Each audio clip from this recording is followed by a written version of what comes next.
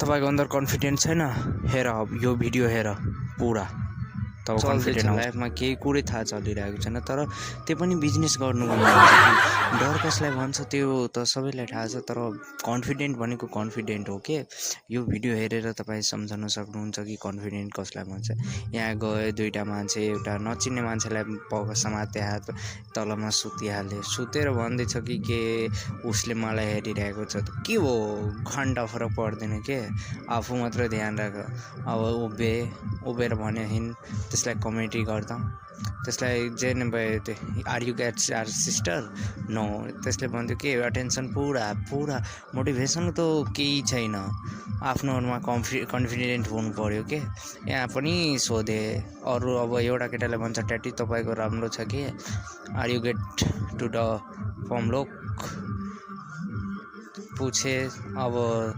अरू मान्छेसित गन्छ अब त्यसले सोधिरहेको छ कि कन्फिडेन्ट आयो ए भाल्लै छैन कन्फिडेन्ट त मसँग पुरा बढिहाल्यो केही छैन डराउनुको केही कुरै छैन। यसले चाहिँ 10 मिनटमा 5 सेकेन्डमा पनि सिकाइदियो हामीले पनि यस्तै गर्नुपर्छ।